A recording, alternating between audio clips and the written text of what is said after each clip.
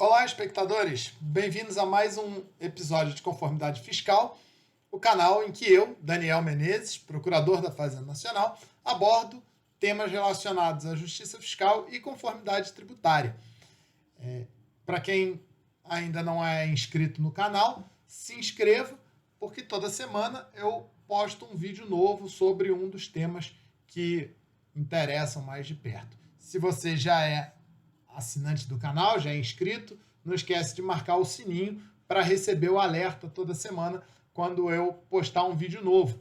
Além disso, sempre que vocês gostarem dos vídeos, compartilhem com os amigos no WhatsApp, no Facebook, porque é uma forma da gente divulgar esse canal, esse espaço de discussão e de debate sobre temas que são tão importantes para melhoria aí do nosso ambiente de negócios e na nossa sociedade. Então, sem maiores delongas, vamos ao vídeo de hoje, que é o terceiro vídeo de uma microsérie de vídeos em que eu me proponho a discutir alguns aspectos da responsabilidade tributária que têm relação, ou que podem ser pensados sob a lente da conformidade. Então, eu sempre explico aqui, você que está chegando no canal agora, eu sempre explico.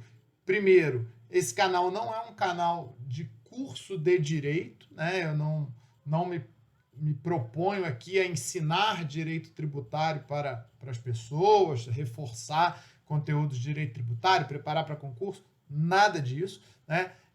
O canal é um canal para a gente refletir sobre algumas questões relacionadas à tributação, à justiça da tributação, ou seja, a uma cobrança justa de impostos e contribuições, e, nesse sentido, debater não só aquilo que está na lei e que, portanto, é objeto de estudo aí do direito tributário, mas principalmente aquilo que não necessariamente estando na lei, é importante que seja objeto da nossa reflexão, do nosso debate, para tentarmos construir uma sociedade mais justa, para tentarmos construir uma relação entre fisco e contribuinte que seja mais transparente, mais sincera, e construirmos também um ambiente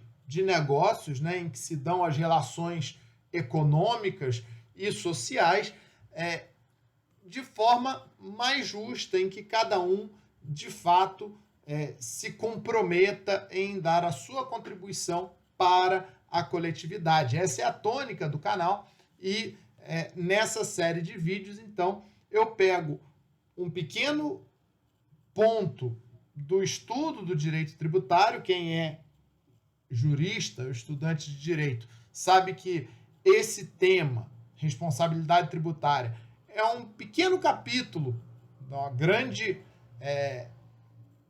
grande contexto, ou da grande discussão sobre obrigação tributária, e eu pego essa pequena parcela e discuto não só aspectos legislativos, mas principalmente aquilo que a gente gostaria que fosse respeitado, aquilo que a gente gostaria que fosse adotado como um padrão de conduta adequado pelos agentes econômicos, pelos contribuintes de um modo geral. Então, nos vídeos anteriores dessa microsérie, eu já gravei 2 vídeos sobre esse assunto e esse é o terceiro. Então, no primeiro vídeo eu falei em linhas gerais o que é a responsabilidade tributária, como ela se caracteriza, por que isso é relevante para a discussão de conformidade. No vídeo passado, eu falei das hipóteses de responsabilidade solidária, aqueles casos em que alguém que não foi o praticante da operação econômica que seria tributada, aquela pessoa que não foi ela que manifestou a riqueza que seria objeto de tributação, que seria a causa da tributação, ela vai ser chamada a pagar aquela obrigação, a quitar aquela dívida tributária de outra pessoa por alguma relação que ela tenha com esse fato ou com esta outra pessoa. E aí, no vídeo anterior, né, onde eu tratei dessas coisas, eu falei sobre uma situação que é bastante comum de fechamento de empresas e a responsabilização do sócio pelas dívidas que a empresa deixa para trás, né?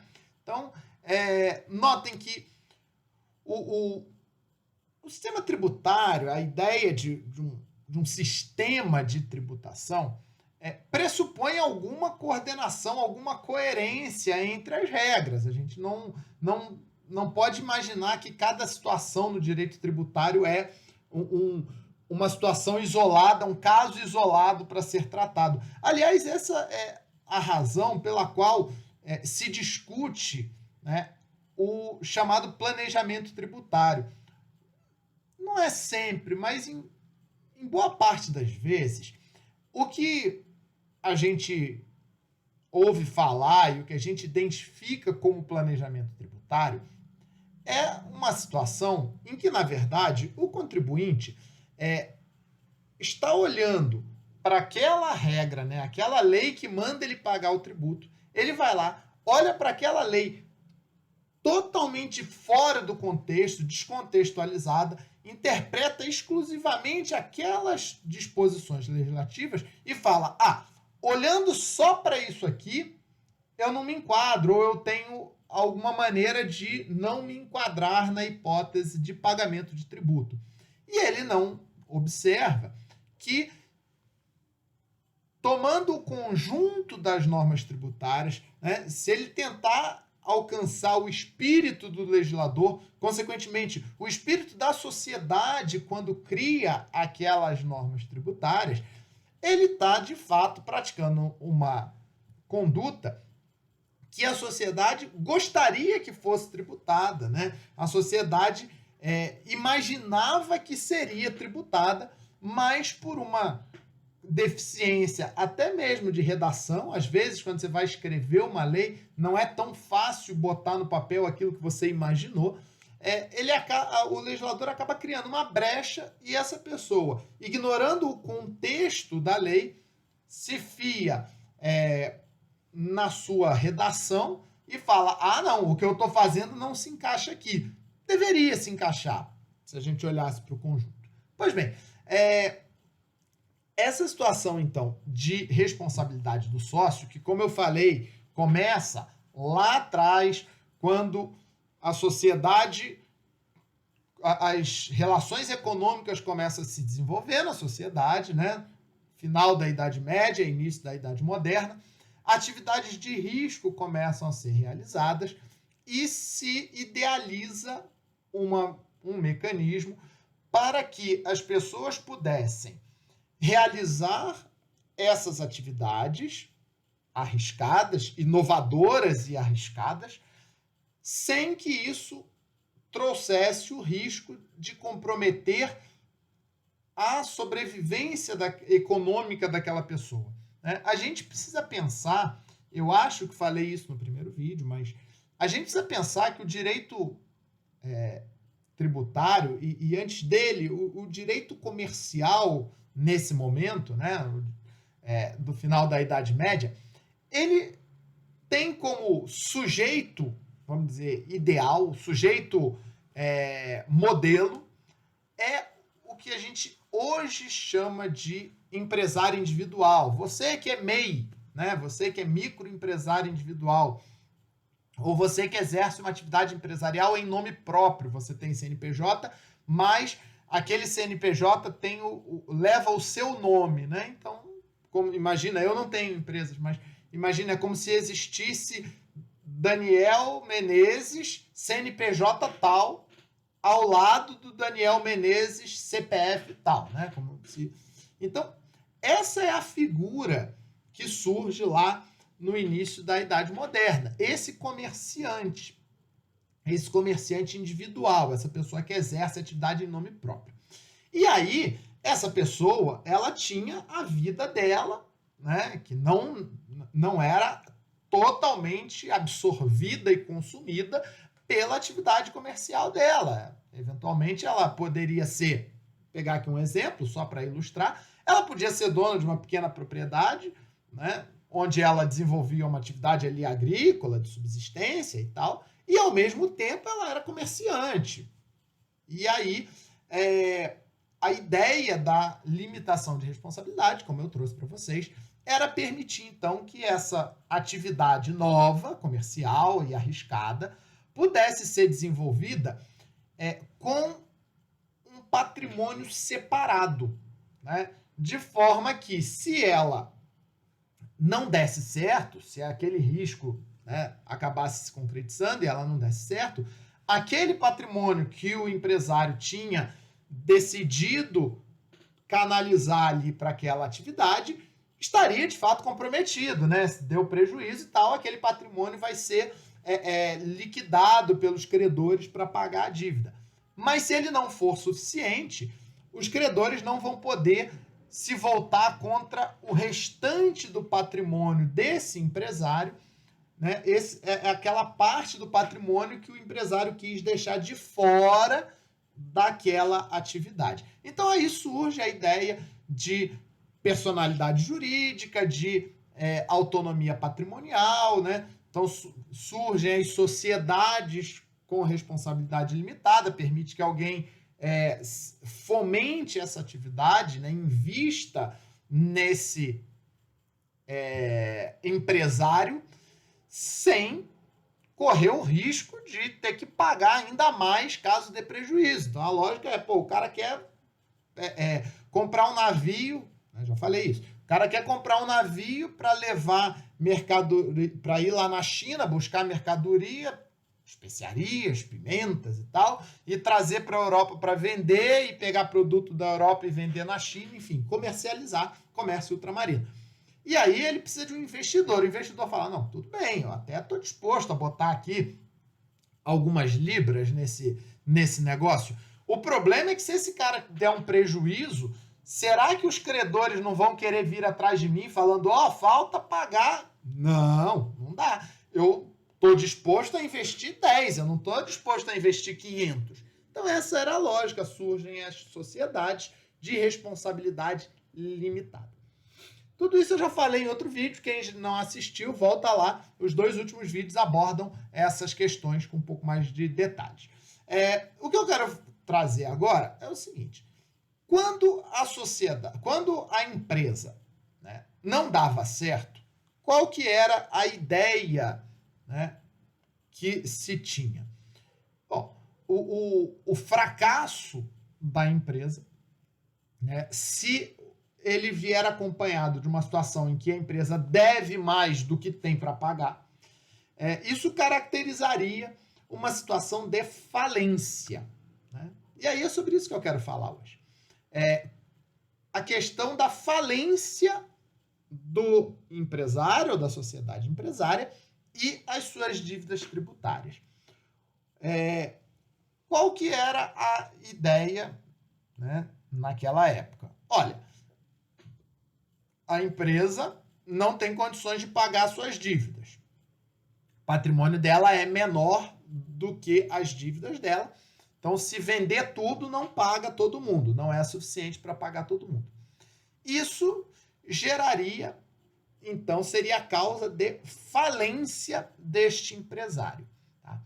Então, o procedimento era, ele declararia a falência ou algum credor dele pediria a falência dele, apontando essa situação, que as dívidas superam a capacidade de pagamento daquele patrimônio, né? Então, haveria um procedimento ali em que todo o patrimônio seria arrecadado, todo o patrimônio da empresa seria arrecadado, seria vendido e os credores, né, seriam pagos proporcionalmente. Então não ia ser uma corrida maluca, o primeiro vai levar tudo e ninguém mais. Não, seria um pagamento proporcional. Olha, a gente calcula aqui quanto cada um tem para receber, faz uma espécie de ponderação, né? um balanceamento. Quem tem mais para receber vai receber um pouquinho mais, quem tem menos para receber vai receber um pouquinho menos, mas todo mundo vai receber alguma coisa. Essa era a ideia, né? Era o chamado concurso de credores. Concurso de credores não é saber quem é o melhor credor, é todos concorrem, todos participam, né? Daí a ideia de concorrer, participar, todos participam daquele rateio de pagamento, inclusive o credor público.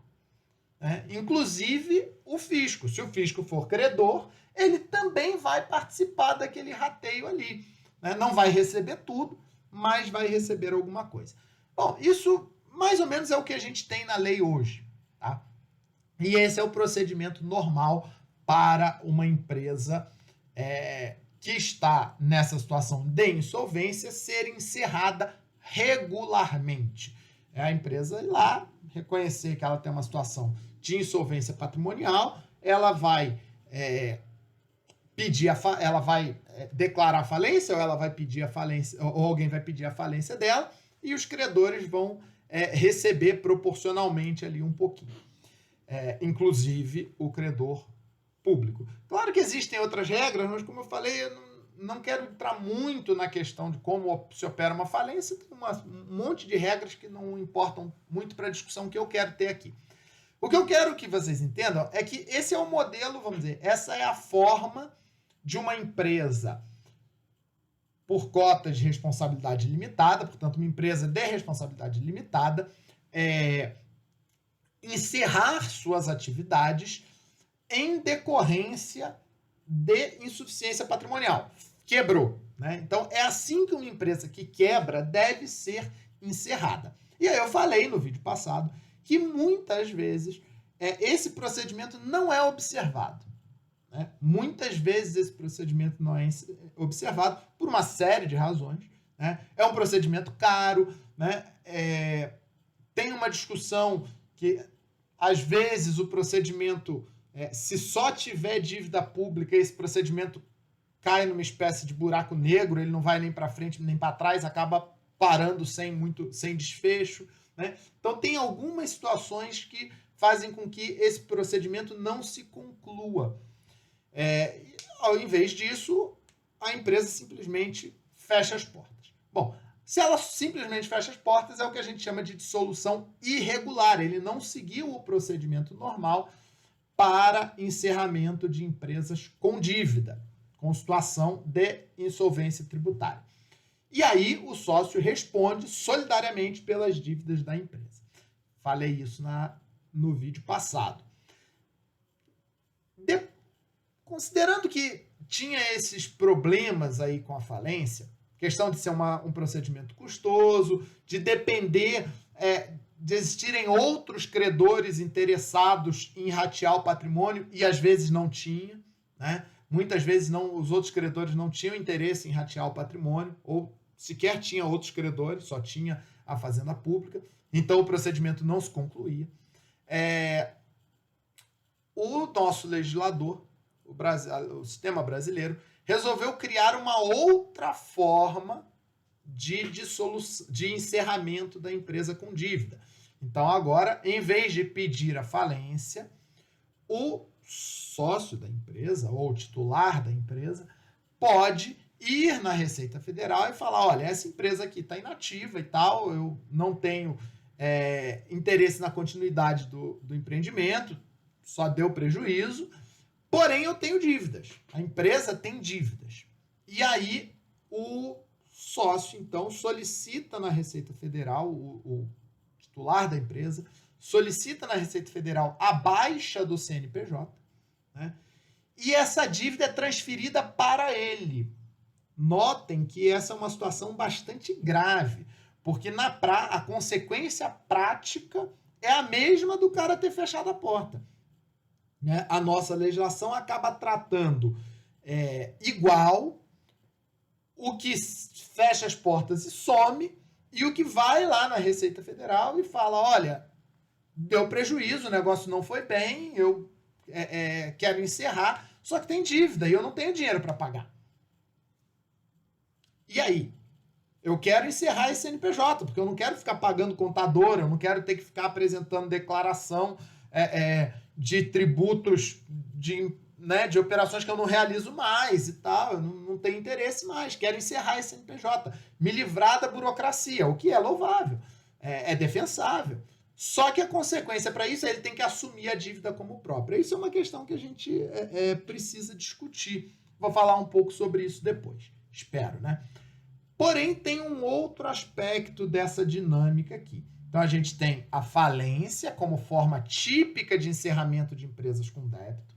A gente tem esta modalidade nova, que é a baixa do CNPJ com débito, que tem como consequência a falência, consequência, morre a dívida. O que não for pago já era. O encerramento com débito, a dívida vai para o sócio. A dissolução irregular, o simples fechamento, a dívida também vai para o sócio, né? Então a gente tem 3 situações aqui, por enquanto. Falência, o camarada vai lá, faz aquele procedimento todo e o que não der para pagar não deu. Ele não vai ter que botar dinheiro dele ali. A baixa do CNPJ na Receita Federal com dívida, ele vai assumir a dívida em nome próprio. Então, ele perde aquilo que era a vantagem da responsabilidade limitada. E o simples desaparecimento, que também tem como consequência o empresário, né, o sócio, ter que pagar a dívida da empresa. Ele, de novo, perde a vantagem de ter criado uma empresa de responsabilidade limitada. O que acontece? Primeiro, como eu falei, a gente pode discutir se é adequada essa solução da baixa com débito significar automaticamente a responsabilidade do sócio. Eu acho que a gente precisa estimular que as pessoas deem baixa nas empresas. Então, a gente precisa criar uma válvula de escape. Eu, Daniel, defendo que se crie um mecanismo, tá? Uma espécie de justificação no âmbito da Receita Federal, né, em que o cara fale, olha, eu quero encerrar essa empresa, deu prejuízo, não girou o negócio, só que tem uma dívida. O que eu quero fazer? Eu quero demonstrar para você, aqui na Receita, eu quero comprovar que eu não desviei patrimônio da empresa, eu não distribuí lucro indevidamente, eu não não me utilizei da empresa para enriquecimento em prejuízo dos credores. Simplesmente o negócio não deu certo. Eu tenho aqui a contabilidade, está tudo bonitinho, eu tinha tudo escriturado separado, o que era a receita da empresa, o que era prolabore, etc, etc e tal. Só que não deu certo. E aí eu faço essa justificação, né, esse procedimento de justificação. A Receita Federal, obviamente, vai auditar aquilo, vai conferir se aquilo dali tá ok ou não, se o cara tentou dar um golpe, se o cara desviou alguma coisa, e se tiver tudo ok, ela fala, não, tudo bem, esse negócio não deu certo, mas essa dívida daqui, ela foi consumida por o patrimônio, né, que poderia pagar, ou a dívida era maior do que o patrimônio logo de cara, ou até tinha algum patrimônio na empresa, mas ele foi consumido com outros débitos, às vezes até mais importante, né? Pagou empregados, pagou FGTS, isso é importante também, até pela lei, isso é mais importante do que débito fiscal. Então, se o cara falar, olha, tudo que eu tinha eu vendi e paguei os empregados, pô, legal, beleza, não tem problema, vamos encerrar o CNPJ. Então, eu defendo que a gente reavalie essa situação da baixa com débito, criando essa possibilidade do empresário fazer uma justificação do destino que foi dado ao patrimônio da empresa, demonstrar a regularidade contábil da empresa, a regularidade da gestão e ele encerrar o CNPJ sem ele carregar as dívidas com ele. Percebam? Assim teria uma vantagem para o cara fazer isso em comparação com o que só abaixa as portas. Esse vai continuar continuaria respondendo pessoalmente pela dívida. Em qualquer uma das situações, das 3 situações que eu estou tratando, uma outra questão, note que eu já trouxe um dado interessante o debate, que é essa necessidade da gente criar uma forma de encerramento da empresa que não seja falência, porque ela é cara e burocrática, e que não represente responsabilidade, né, que não viole o princípio da responsabilidade limitada. A minha sugestão é essa, que eu dei agora há pouco. A outra coisa que eu quero discutir é que, nos 3 casos, a gente precisa criar um mecanismo para falar o seguinte: olha, tudo bem, você faliu, você encerrou a empresa com dívida, ou você baixou as portas, né? Fato é que você não pode, no dia seguinte, abrir outra empresa para fazer a mesma coisa.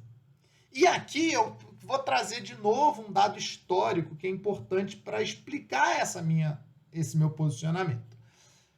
Lá na lei das falências, diz que o falido que liquidar todo o seu patrimônio e não conseguir pagar todas as dívidas, fica impedido por 5 anos de praticar o comércio.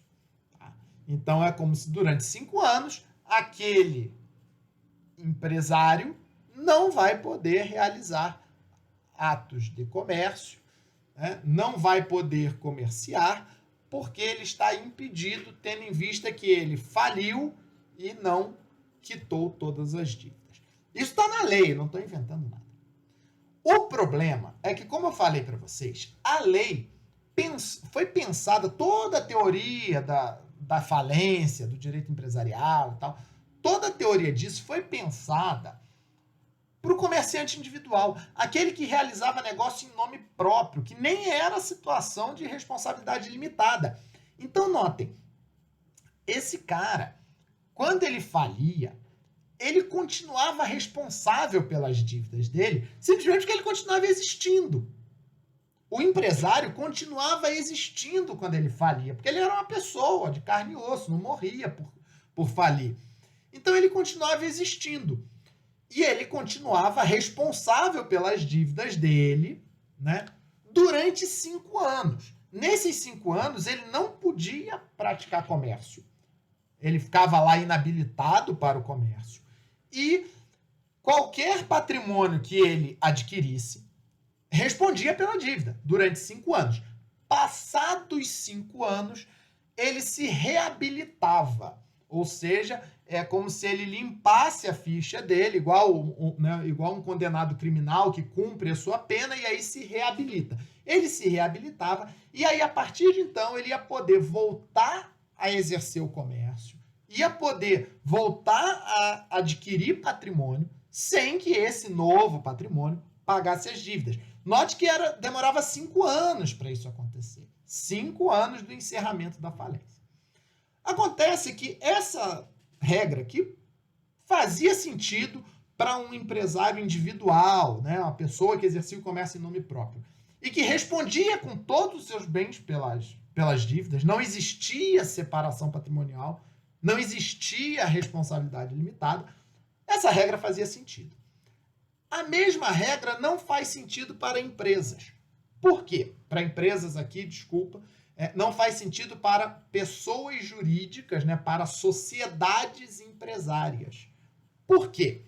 Porque o Código Civil diz que a falência é causa de extinção da personalidade jurídica.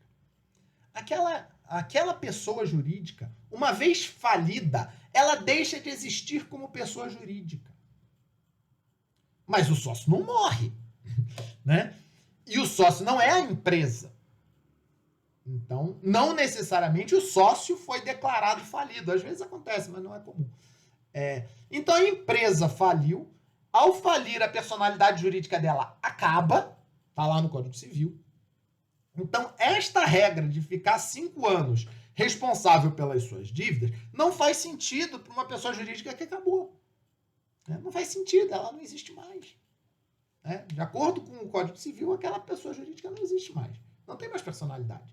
Então, não faz sentido essa regra dos 5 anos para ela. E, por outro lado, o sócio pensa assim, bom, mas eu não fali, quem faliu foi a minha empresa. Então, eu posso criar uma outra empresa. para fazer a mesma coisa. E isso acontece. Isso acontece com os falidos, acontece com os que baixam as portas, acontece com os que dão baixa no CNPJ. Né? A empresa, então, aquela sociedade empresária passa por um processo de dissolução, seja regular, seja irregular. Ela deixa de existir, aquela pessoa jurídica deixa de existir, a pessoa física continua existindo. E a regra dos 5 anos, que se aplicava no passado ao empresário, pessoa física, em tese, se aplicaria agora à sociedade empresária falida. Só que ela deixou de existir. E a lei não diz que o sócio fica impedido por 5 anos. E esse é o ponto que eu acho que a gente precisa pensar como sociedade. É razoável que uma pessoa não cumpra nenhum tipo de quarentena, nenhum tipo de, vamos dizer assim, geladeira, né? Depois de ter falido e deixado credores sem receber. Né? Então, a pessoa jurídica que faliu, o patrimônio não foi suficiente para pagar tudo, a pessoa jurídica se extinguiu porque a lei diz que ela se extingue, apesar da lei de falência dizer que fica responsável por 5 anos, na prática a pessoa jurídica se extinguiu, pela lei civil a pessoa jurídica se extinguiu. Aquela dívida, ninguém vai responder mais por ela, porque não existe mais pessoa, ao contrário do empresário individual, que continuava vivo, respondendo. A pessoa jurídica acabou, né? Ela não vai mais responder. E aí, aquele sócio que administrava a empresa, que chegou à situação de falência, no dia seguinte da falência encerrada, ele pode abrir uma outra empresa, com os mesmos sócios, no mesmo lugar, para fazer a mesma coisa, contratar os mesmos empregados, usar as mesmas... Ele pode fazer isso. Porque se puder, ele simplesmente abandonou o tributo para trás. Abandonou as dívidas e começou de novo. É igual quando você joga videogame, que você está vendo que você não vai chegar no final da fase, você aperta lá o restart e começa de novo.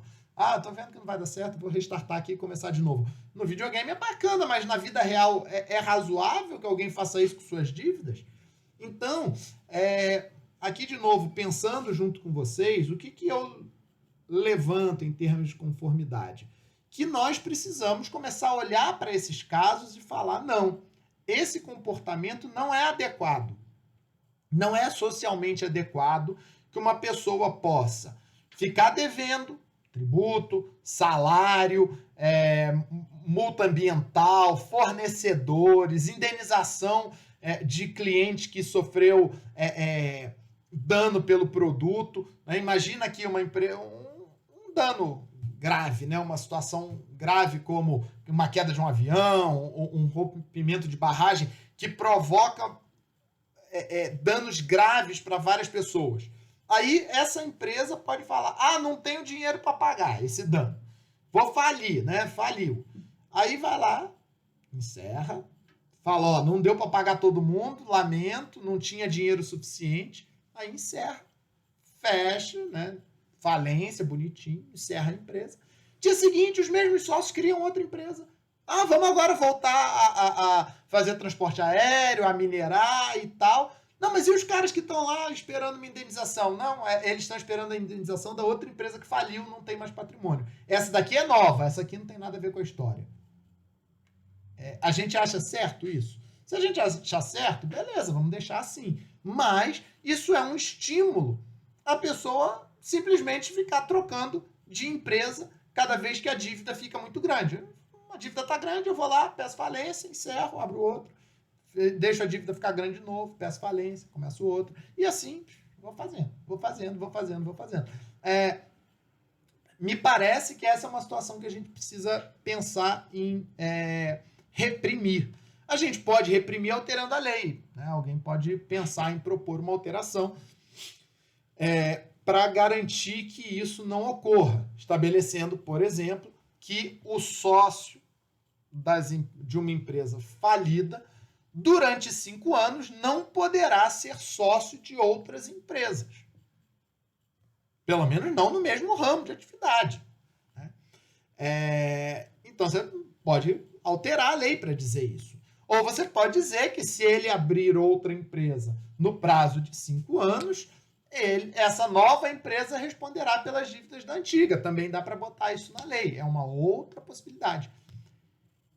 Agora, uma terceira possibilidade é, sem a gente ter que mudar a lei, a gente começar a repreender isso.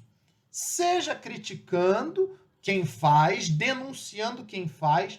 E a denúncia aqui pode ser denúncia às autoridades, falar, o cara fechou ontem e abriu outra hoje, hein? É a mesma coisa. Dá para denunciar. E dá para denunciar também nas redes sociais. Falar, pessoal, tá vendo essa marca aí que vocês estão vendo anunciar agora? Sabe quem que é o dono dela? O dono dela é o mesmo dono daquela outra que faliu e deixou todo mundo na mão aí, sem indenização, empregado sem salário, consumidor sem indenização por prejuízo causado pelo produto, enfim, tributos não pagos. Essa empresa que a gente está aí posando de empresa sustentável, empresa com responsabilidade social. Na verdade, essa empresa é uma fraude. Essa empresa é uma empresa que simplesmente abandonou dívida no bolso dos outros. Então, esse tipo de comportamento, esse tipo de julgamento social funciona muito bem, né? A gente vê aí várias iniciativas de... a palavra da moda é cancelamento, né? Mas eu não sei se é bem a ideia. Mas é denunciar, falar, olha, isso que esse cara fez não é certo. A gente não concorda com isso, não compre. Né? Não vou concordar com isso. Vou aqui denunciar para a autoridade, vou falar para os fornecedores não venderem. Eu mesmo não vou negociar com ele, seja comprando, seja vendendo, porque o que ele fez não é bacana. Essa é a ideia de conformidade, pessoal. Não é sempre, vamos mudar a lei. É a gente tomar consciência do que a gente acha positivo, o que a gente acha negativo em termos de conduta e começar a demandar, começar a cobrar que as pessoas se comportem de acordo com esse padrão. Então, nesse caso aí de créditos tributários que ficam para trás, na hipótese de falência ou de baixa de CNPJ com dívida, esse parece ser um caminho bastante promissor, da gente começar a questionar isso, a denunciar isso, para que as empresas e os empresários não façam.